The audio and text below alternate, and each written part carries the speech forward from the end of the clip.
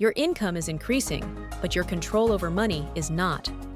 Every raise feels like progress, yet your financial position barely moves. The hidden cause isn't how much you earn. It's the rules you believe about income. Most people follow a simple model. Work more, earn more, save more. It feels rational because it has always been presented as the path to stability. Income is treated as the foundation of wealth. A higher salary appears to mean a stronger future. It signals competence, discipline, and upward movement. And for a while, it seems to work.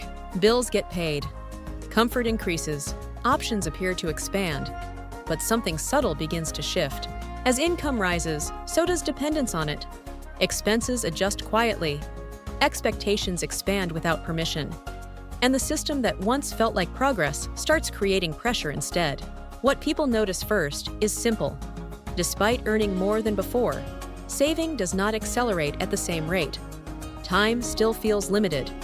Work remains necessary, and financial freedom continues to feel distant, even at higher income levels. This is the visible effect. More money, but not more control. The mechanism behind it is quieter. Income is linear. It grows with time, effort, and availability. But wealth is non-linear. It depends on ownership, compounding, and leverage. And income, by itself, does not naturally convert into those things. Instead, income reinforces consumption systems. Housing adjusts upward. Lifestyle expands. Social expectations rise. Each increase in earnings is partially absorbed before it can transform into something durable. This is where the contradiction forms. The behavior that increases income also increases the system's ability to consume it. Over time, this creates a behavioral trap. Working more feels productive. Earning more feels responsible. Maintaining stability feels intelligent. So the pattern repeats. More hours, more stress. More income, more spending. But the underlying structure remains unchanged. Income continues to require presence. It depends on time, energy, and consistency. And because of that, it cannot create independence on its own. The trap deepens when income becomes identity. Titles, promotions, and salary levels begin to define progress. Success is measured in annual earnings instead of accumulated control. And this creates a subtle alignment.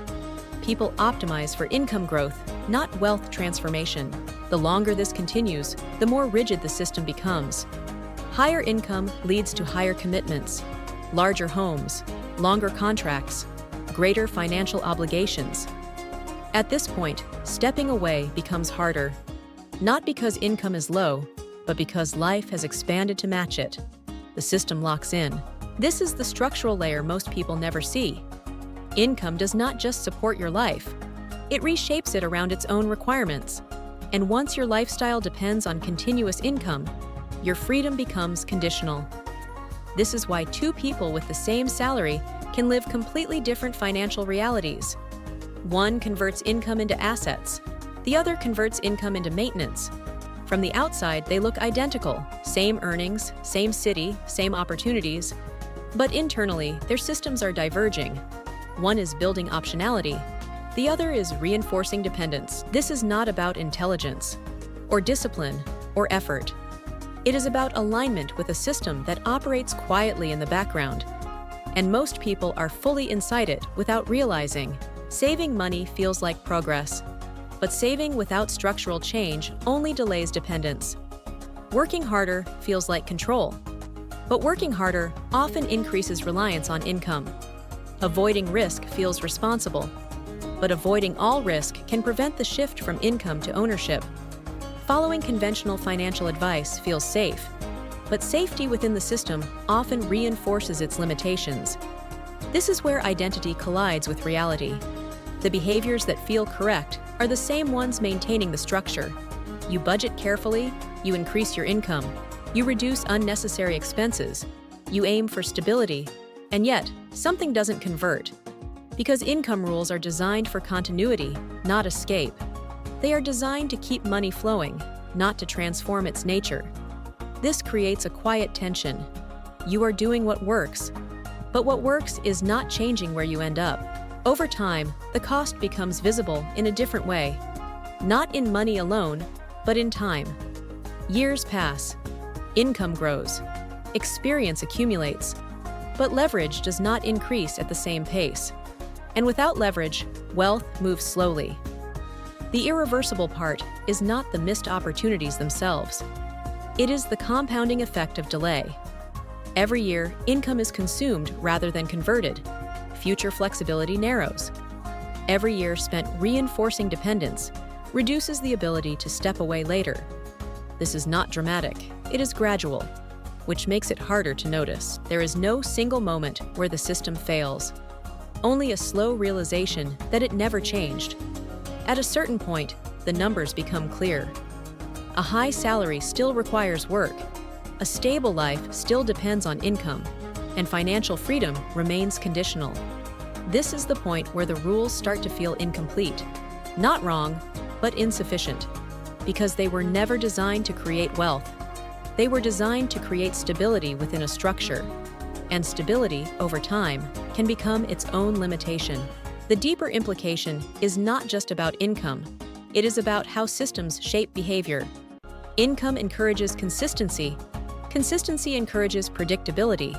Predictability limits transformation. And transformation is what wealth requires. But transformation introduces risk, and risk contradicts the rules people are taught to follow. So the system sustains itself. People continue earning, continue saving, continue maintaining, and continue wondering why the outcome feels smaller than expected. The gap is not in effort, it is in structure. And once that becomes visible, the question is no longer how much you earn. It becomes something quieter, what your income is actually building.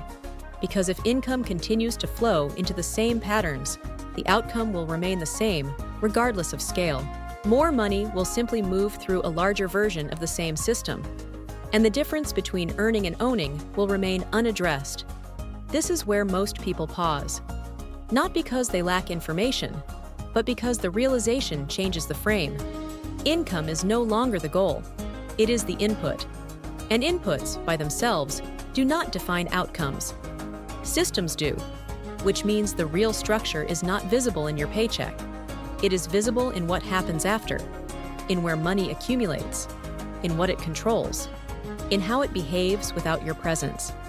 And if those patterns remain unchanged, then income, no matter how high, will continue to operate within the same boundaries.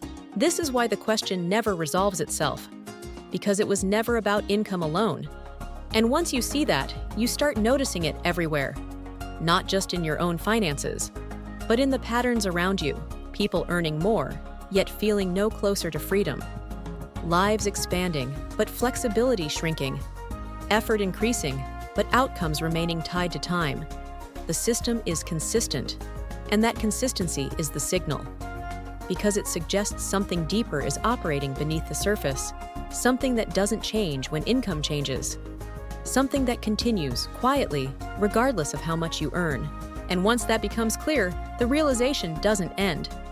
It expands. For more long-form thinking about investing, incentives, and financial systems, subscribe to Finance Simplified.